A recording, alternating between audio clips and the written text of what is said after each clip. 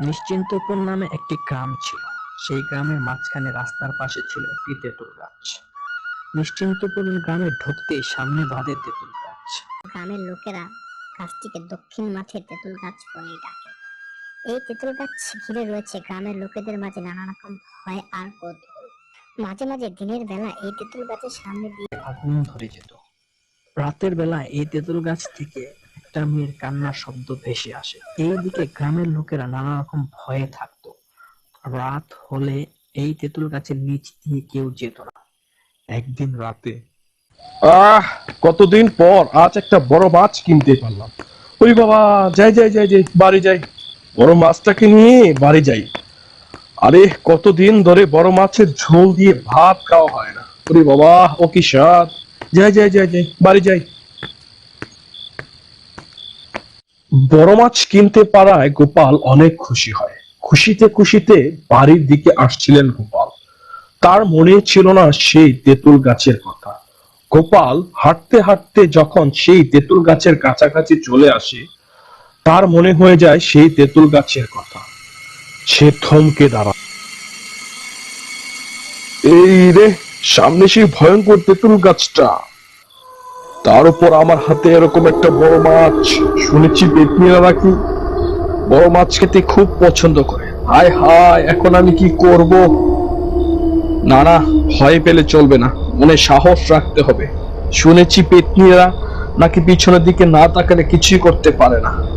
না না, ভয় পাওয়া যাবে না, সামনের দিকে আগায়, যা হবার হবে, পরে দেখা যাবে। এই বলে গোপাল মনে সাহস নিয়ে সামনের দিকে এগিয়ে যায়। যখনই তেঁতুল গাছের নিচে চলে আসে, তখনই পিছন থেকে এক ভয়ঙ্কর আত্মা ডেকে বলে, এই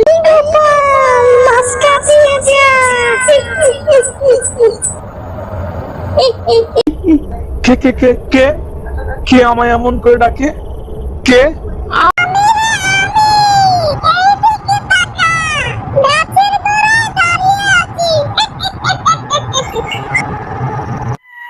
শুনেছি পেতনি নাকি পিছনে ডাকলে তার দিকে না তাকানো পর্যন্ত কিছুই করতে পারে না।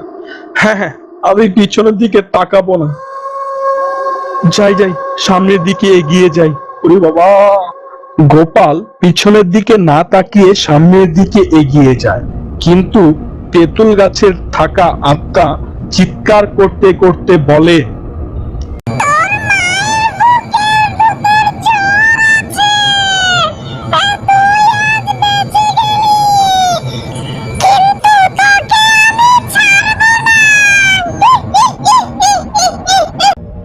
এইদিকে গোপাল হাঁটতে হাঁটতে বাড়ি চলে আসে। দরজার সামনে দাঁড়িয়ে ডাকতে থাকে,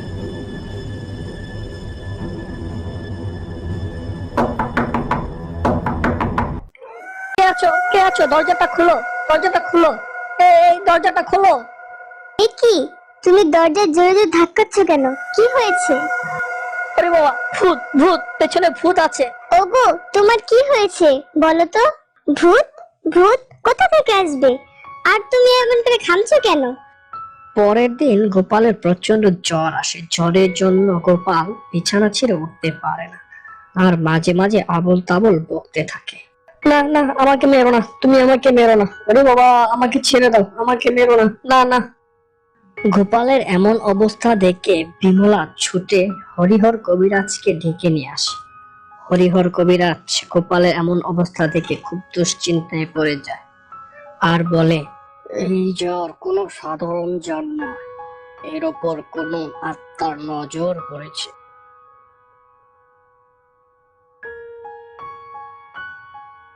তুমি কান্নাকাটি করো না মা, আমি বাবাকে কিছুই হতে দেব না। আমি বাবাকে সারা রাত ধরে পাহারা দেব। অত সহজ কথা নয় রে ছোট, এই আত্মা খুবই শক্তিশালী আর ভয়ঙ্কর।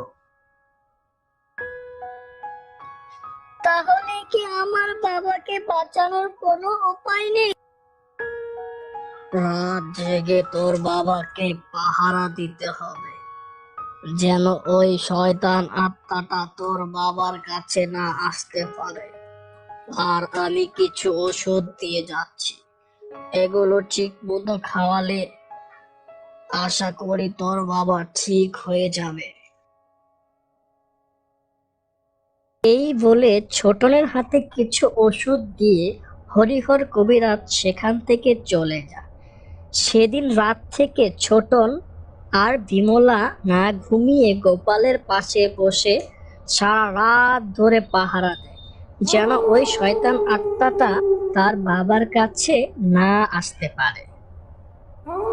এই কি মা ছেলে মিলে আমার শিকারকে পাহারা দিচ্ছে, তারা জেগে থাকলে তো আমি আমার শিকারের কাছে যেতে পারবো না, আমি তাদের কাছে হার মানবো না।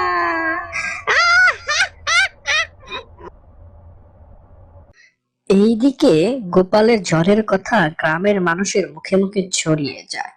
এক একজন এক এক ধরনের মন্তব্য করতে থাকে। কিরে, শুনেছিস গোপাল দাদা আজ রাতে অনেক ভয় পেয়েছে? শুনে তো এলাম তাই, শুধু ভয় পেয়েছে, গায়ে নাকি অনেক জ্বর উঠে গেছে। কি বলছিস, গায়ে জ্বরও উঠে গেছে? হ্যাঁ রে, গায়ে জ্বরও উঠে গেছে। গোপাল দাদা তো জানতোই রাতের বেলা ওই দক্ষিণ মাঠে তেঁতুল গাছ দিয়ে যেতে হয়, তারপরে যে কেন গেল। ওফ, ওই পেটনির হাত থেকে যে আমরা কবে রক্ষা পাবো? ওরে বাবা, সবাইকে মেরে ফেলছে। মনে হয় না এত সহজে এই গ্রামের মানুষ এই পোড়ামুখো পেটনির হাত থেকে রক্ষা পাবে। গ্রামের মানুষ যে এই পেটনিকে কি করেছিল কে জানে। গ্রামের মানুষ কি করবে তা ভেবে পাচ্ছে না। এমন ঘটনা দেখার পর থেকে ঘর থেকে বের হওয়ার সাহস পায় না। সন্ধ্যার পর থেকে মানুষ ঘরে যেত। রাস্তাঘাট এমন মনে হয় যে এই গ্রামে কোনো মানুষ বসবাস করে না। গ্রামের এমন অবস্থা দেখে গ্রামের মানুষ সকলে মিলে আলোচনায় বসে পড়ে। গ্রামের মানুষ সেখানে সবাই মিলে হাজির হয়। এইভাবে আর কতদিন থাকা যায়? দিনে দিনে যে অবস্থা হচ্ছে, গ্রামে তো মানুষ শূন্য হয়ে পড়বে। না, এর একটা ব্যবস্থা নিতে হবে। ভালো একটা ওঝা এনে গাছটাকে পুড়িয়ে দিতে হবে। তারপর গ্রামের সবাই মিলে ভালো একটা ওঝা ডেকে আসে। ওঝা সহ গ্রামের সবাই মিলে সেই তেঁতুল গাছের কাছে গিয়ে ওঝা তন্ত্রমন্ত্র পাঠ করে একটা আগুন ধরিয়ে দেয়। গাছ সহ সেই পেতনিটা আগুন দিয়ে পুড়ে মারা যায়। তারপর থেকে গ্রামে শান্তি ফিরে আসে।